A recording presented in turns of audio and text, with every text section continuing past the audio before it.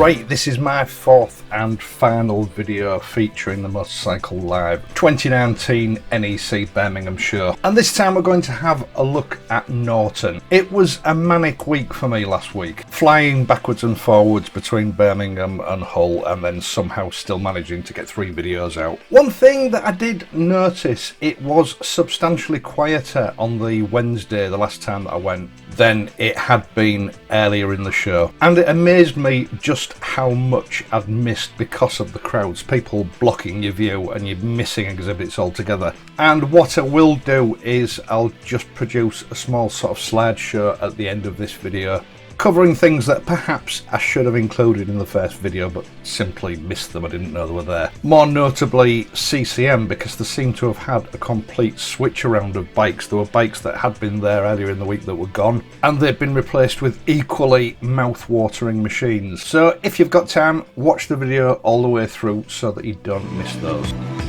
Norton is a brand from the past that was renowned for being a cut above the rest, the mainstream bikes. If Brough Superior and Vincent were the Rolls Royce and Bentley of the motorcycle world, Norton were the Aston Martin or the Jaguar, with quality and performance just 1 or 2 notches above the mainstream brands, with prices to match. The Nortons of the 1950s were the stuff of legend. The Dominator engine, the featherbed frame and the road holder forks being mythical components that were still highly sought after, even second hand, throughout the 1960s by the cafe racer builders. Components that even then still gave a distinct advantage from run-of-the-mill machines. Norton's more elite reputation did become diluted somewhat throughout the 60s as the brand was absorbed into the Norton BSA Triumph group, a decade or so before all 3 faded into obscurity. But Norton, as we all know, is back, turning out prestige hand-built machines in small numbers, which come at a cost, but to my mind have played oh so true to the original reputation and ethos that Norton had. I'm not going to go through the entire current range of Norton. I'm going to stick to 3 model names that we're all very familiar with and that I think fit in with the tone of my channel really well. And that is the Dominator,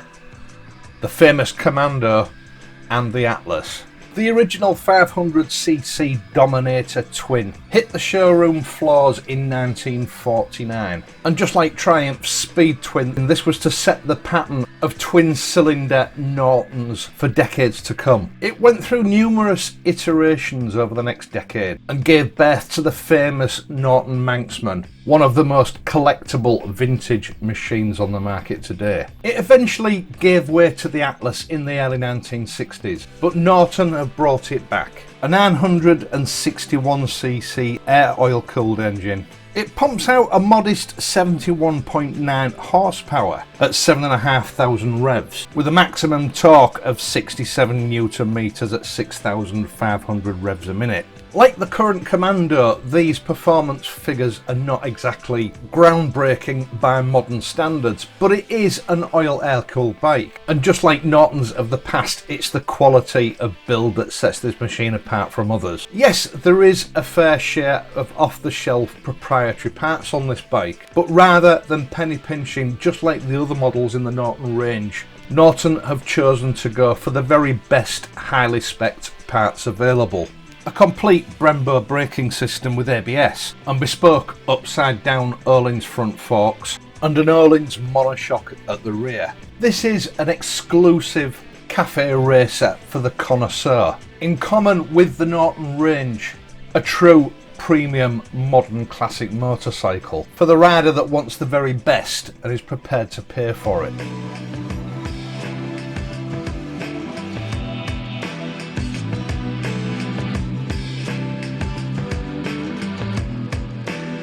The original Norton Commando came off the production line in 1967 as a 750cc machine, eventually growing to an 850cc bike It became a favourite as a traffic bike for the British police forces. Unfortunately, Norton's days were numbered and the last one rolled off the production line in 1977. Norton's reintroduction of this model replaces what is probably the best known Norton model for today's bikers. It shares the same engine as the current Dominator, with a reworked chassis and a very typical late 1960s early 1970s roadster style. There are two versions, the standard roadster and the cafe racer, both again featuring Brembo brakes, Öhlins upside down forks at the front, and a pair of Öhlins twin shocks at the rear with a remote reservoir. The Commando is a British motorcycling icon, and in both cases the Dominator and the Commando are relatively expensive bikes, which I'm afraid is the price you have to pay for the exclusivity of hand-built low volume production bikes.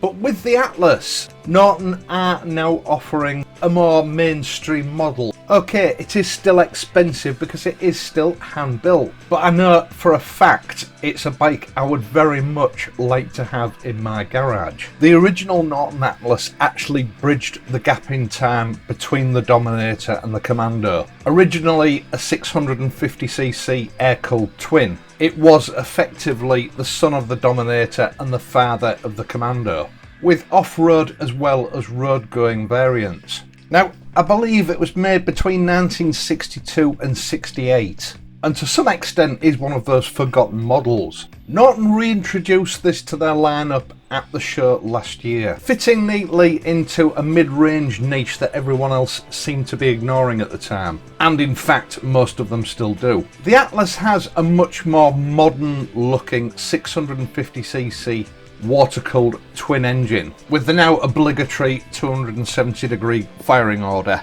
kicking out 84 brake horsepower at an eye-watering 11,000 revs per minute, with a maximum torque of 64 newton meters. Once again, it features Brembo ABS braking systems front and rear, with Norton's own reiteration of the road holder forks, this time in an upside down configuration, and their own brand monoshock at the back. This is, to all intents and purposes, a modern bike, but I think what clinches it for me is the fact that it captures the essence of a classic bike in a modern package better than anyone else has managed to do so far. It's a very streamlined bike, and in a lot of ways it reminds me of the Norton Interpol, which was the police bike variant of the Commando back in the 1970s. As with the original Atlas, there is the Nomad, which is a road-going version, and the Ranger, which is a sort of a adventure touring version.